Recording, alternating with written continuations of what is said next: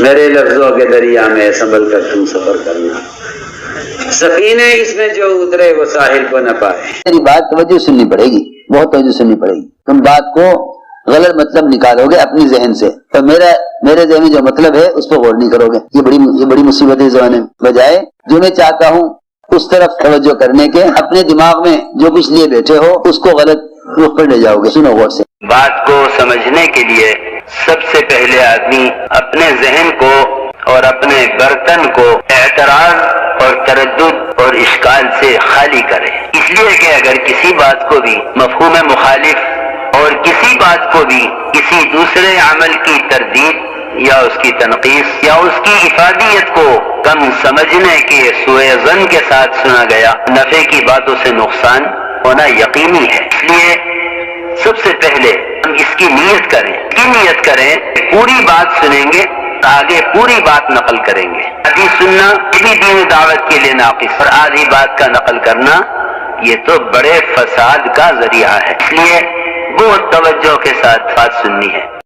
اور اگر آپ نے ابھی تک ہمارا چینل سبسکرائب نہیں کیا تو فوراً سبسکرائب کیجئے، ساتھ ہی بیل آئیکن پر کلک کریں تاکہ مزید آنے والی ویڈیو ہیں وہ آپ کو وقت پر ملتی رہیں۔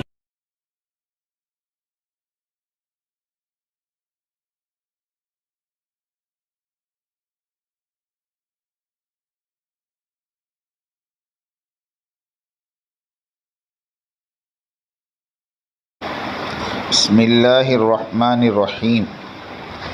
قسط نمبر 902، دعوت و تربیت، ترغیب و ترہیب، رخصت و عزیمت، لباس المحمود والمذموم، دعوتی کام اور اس کا اسلوب۔ الحمدللہ وحدہ والصلاة والسلام علی من لا نبی بعدہ، اما بعد۔ دعوت و تربیت، دعوتی کام میں داعیوں کو دعوتی کام بھی سیکھنا ہوتا ہے اور دین کو زندگیوں میں اتارنا بھی سیکھنا ہوتا ہے۔ ہر داعی دعوتی کام میں رخصتوں کے بجائے عزیمت کی راہ کو ترجیح دیتا ہے۔ اسی طرح دینی اعمال و تربیت میں بھی رخصتوں کی بجائے حضرات صحابہ والی سیرت طیبہ کی راہ کو ترجیح دیتا ہے تاکہ تقویٰ و ورع میں ترقی کرے اور مکمل طور پر متبع سنت ہو جائے۔ اور مربی حضرت جی رابع مولانا سعد صاحب دامت برکاتہم اور ان سے پہلے حضرت جی الیاس صاحب نور اللہ مرقدہ وغیرہ سبھی حضرات اپنے متبعین کی اصلاح کے لیے رخصت کی بجائے عزیمت کی راہ کو ترجیح دیتے آئے ہیں۔ حضور اکرم صلی اللہ علیہ وسلم کے دو رخ تھے، بشیر نذیر۔ آپ صلی اللہ علیہ وسلم نئے لوگوں کے لیے بشیر تھے۔ مثلا نوجوان نے زنا کی اجازت مانگی تو اسے اپنے قریب کیا، شفقت فرمائی، نہایت نرمی سے سمجھایا۔ نوجوان نے توبہ کی۔ پرانوں کے لیے نذیر تھے۔ مثلا ابو درداء رضی اللہ عنہ نے ماڈرن طرز کا گھر بنایا، اس پر آپ نے ناراضگی کا اظہار فرمایا، یہاں تک کہ ابو درداء نے گھر کو بسمار کر دیا۔ فائدہ، یہ حکمتیں تو انہی پر منشرح ہوں گی جو حضرات صحابہ کے نہج پر اشاعت دین میں امیر کی اطاعت اور قربانی کے ساتھ سر جوڑ کر رات دن لگے ہوئے ہوں۔ رخصتوں کی بجائے عزیمتوں پر، تعویلات کے بجائے نصوص پر، رواجوں کی بجائے سیرت یعنی ما انا علیہ و اصحابی والے نہج پر، اور ان عمرہ کے بیانات باب التربیت سے متعلق ہوتے ہیں نہ کہ باب الفتویٰ کے۔ مشکل یہ ہے کہ بعض چھوٹے درجے کے علماء اور ان کے معتقد عوام عمرہ دعوت کے بیانوں کو فتوے کا رنگ دے کر فضا کو مقدر کرتے ہیں۔ اللہ انہیں ہدایت عطا فرمائے۔ لباس کے احکام۔ سوال، کیا چست پتلون پہن کر نماز پڑھی جا سکتی ہے؟ جواب، نماز کی شرائط میں ستر عورت کا ڈھکا رہنا فرض ہے، اس لیے لباس کے بارے میں تفصیلی معلومات کا حاصل کرنا ضروری ہے۔ لباس کے سلسلے میں اصل حکم یہ ہے کہ مرد کا لباس عورتوں کے لباس کے مشابہ نہ ہو اور نہ عورتوں کا لباس مرد کے لباس کے مشابہ ہو، نیز ایسا لباس نہ ہو جو غیر مسلموں کا شعار شمار ہوتا ہے۔ اسی طرح لباس کا ساتر ہونا یعنی ستر چھپانے والا ہونا اور چست نہ ہونا شرعاً ضروری ہے۔ لباس کے سلسلے میں نبی کریم صلی اللہ علیہ وسلم کے اقوال مبارکہ ملاحظہ ہوں، جنہیں محدثین کرام نے جمع کیا ہے اور فقہائے کرام نے انہی احادیث مبارکہ کی روشنی میں مرد اور عورت کے لباس اور مسلم اور غیر مسلم کے لباس کے احکام بتلائے ہیں۔ ان احادیث مبارکہ میں غور کرنے سے چند احکام معلوم ہوتے ہیں۔ نمبر 1، لباس کا سب سے اولین مقصد ستر کو چھپانا ہے، اس لیے اگر لباس ایسا ہو جو ستر پوشی کا کام نہیں دیتا ہو، خواہ ناقص لباس ہو یا لباس تو پورا ہو مگر اتنا تنگ اور چست ہو جس سے اعضائے مخفیہ کی نمائش اور ان کی تصویر سامنے آتی ہو، تو ایسا لباس خواہ مرد کا ہو یا عورت کا سب کے لیے شرعاً ناجائز ہے۔ اللہ تعالیٰ نے انسانوں کو مخاطب کر کے فرمایا، یا بنی آدم قد انزلنا علیکم لباسا یواری سوآتکم وریشا ولباس التقوی ذالک خیر ذالک من آیات اللہ لعلہم یذکرون۔ اے اولاد آدم، ہم نے اتاری تم پر پوشاک جو ڈھانکے تمہاری شرمگاہیں اور اتارے آرائش کے کپڑے اور لباس پرہیزگاری کا، وہ سب سے بہتر ہے۔ یہ نشانیاں ہیں اللہ کی قدرت کی تاکہ وہ لوگ غور کریں۔ اس آیت کی تفسیر میں ابن کثیر نے لکھا ہے، اللہ تبارک و تعالی اس آیت مبارکہ میں اپنے بندوں پر اپنا احسان بیان کر رہا ہے بوجہ لباس اور آرائش کے کپڑوں کے جو ان کو عطا فرمائے ہیں، اور لباس جس کا یہاں پر بیان ہے اس کے دو مقصد ہے۔ قابل شرم اعضاء یعنی شرمگاہوں کو چھپانا، اور ریاش یعنی ظاہری زینت و جمال بنے۔ پہلا مقصد ستر چھپانا ضروریات میں سے ہیں اور دوسرا اضافی زینت کے لیے۔ تفسیر مبارکہ لغوی طور پر عربی زبان میں ستر کے لیے لفظ العورہ بولا جاتا ہے، جو کسی بھی درے میں پائے جانے والے خلل کو کہتے ہیں۔ لغت کی کتاب المصباح المنیر میں ہے کہ جس چیز کو بھی انسان حیا اور شرم کی وجہ سے ڈھانپے اسے اردو میں ستر اور عربی میں عورہ کہا جاتا ہے۔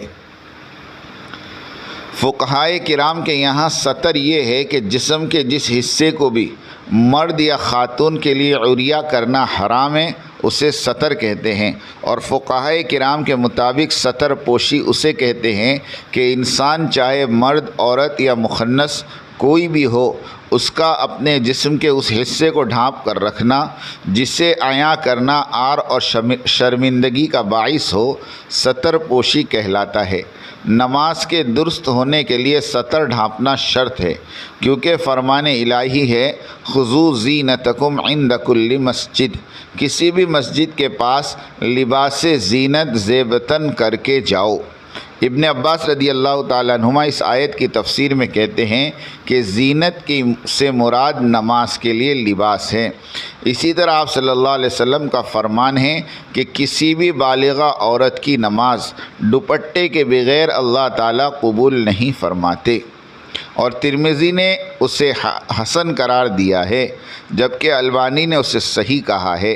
اسی طرح المغنی میں ہے کہ ستر کو ایسے انداز سے ڈھانپنا کہ جسم کا کوئی حصہ نمایاں نہ ہو اور نہ ہی جسم کے خد و خال اس سے عیاں ہو، نماز کے صحیح ہونے کے لیے شرط ہے۔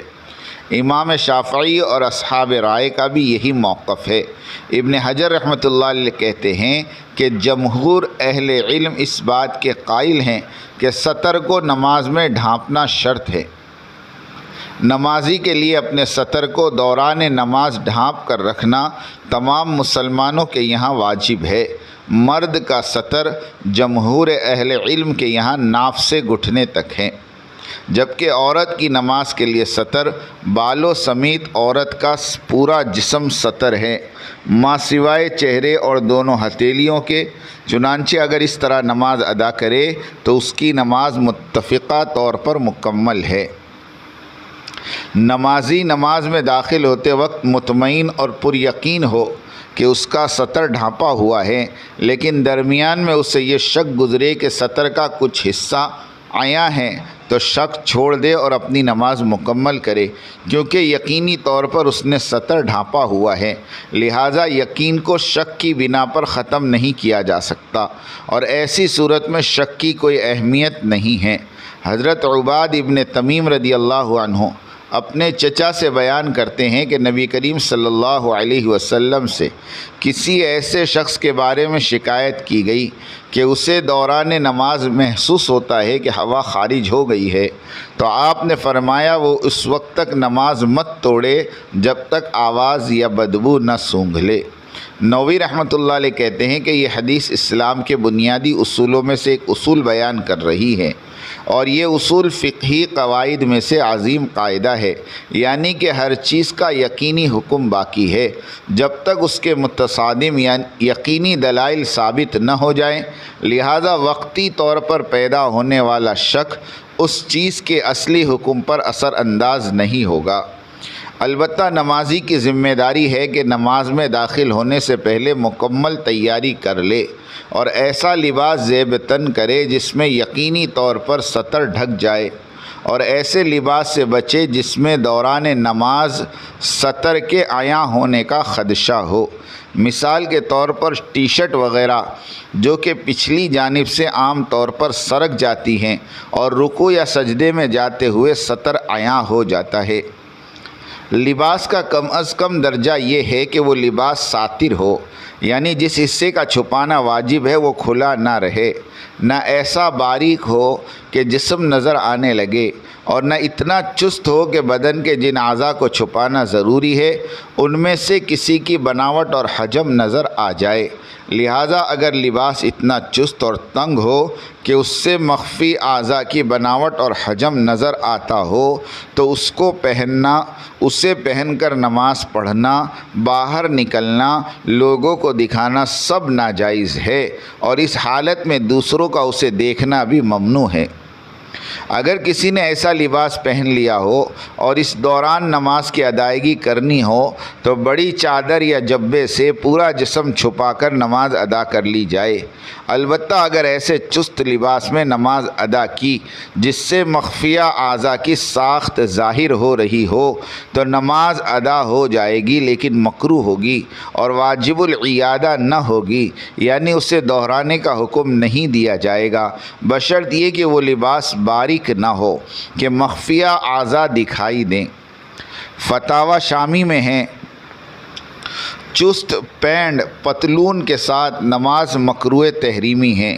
مفتی عبدالرحیم صاحب لاجپوری رحمۃ اللہ علیہ فرماتے ہیں بعض حضرات پینٹ پہن کر گھٹنوں تک کرتے کے بغیر نماز پڑھتے ہیں، اس صورت میں کولہا، ران، گھٹنے اور بعض اوقات شرمگاہ کا حجم اوپر سے نمایاں ہو جاتا ہے، اس لیے اس میں نماز مکروہ تحریمی ہے۔ احسن الفتاوی۔ ایسا چست لباس پہننا جس سے اعضائے مخفیہ کی شکل نظر آئے حرام ہے، اس طور پر اعضائے مخفیہ دکھانا بھی حرام اور دیکھنا بھی حرام، اگرچہ بلا شہوت ہو۔ ایسا لباس اگر اتنا موٹا ہو کہ اس میں بدن کا رنگ نظر نہ آتا ہو تو اس صورت میں اگرچہ نماز کا فرض ادا ہو جائے گا، مگر حرام لباس میں نماز مکروہ اور واجب العیادہ ہوگی۔ عورتوں کے لباس کی بنسبت مردوں کے چست پتلون زیادہ خطرناک ہیں، اس لیے کہ عورت نے چست کرتے کو چادر یا دوپٹے سے چھپا کر نماز پڑھی تو اس میں کراہیت نہیں۔ برصغیر کے مسلمانوں کا افسانہ یہ رہا کہ یہاں سنی، شیعہ، متصوفہ، بریلوی، دیوبندی، سلفی، پرویزی، فلسفی، ان تمام کو لے کر چلنے کے لیے علماء کرام نے مساحلت اور تاویلات والے دین مسائل کو اپنایا، اور یہ اس وقت کی ضرورت تھی کہ تعلیم اور تبلیغ اور تزکیہ سب کا ایک جیسا حال رہا۔ سن 2016 سے تبلیغی کام سیرت طیبہ پر آ گیا، تب سے سیرت اور کتاب سنت پر بیانات ہونے لگے۔ اب چونکہ مروجہ بیانات کے دلدادہ لوگ کتاب اور سنت اور سیرت کو سننے لگے تو محیر अकूल होने लगे।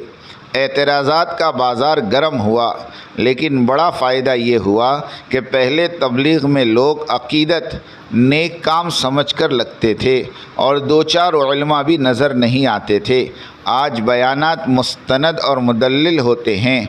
अवाम तो अवाम, हज़ारों लाखों उलमा-ए-किराम भी तबलीगी काम को करते हैं और पूरी बसीरत और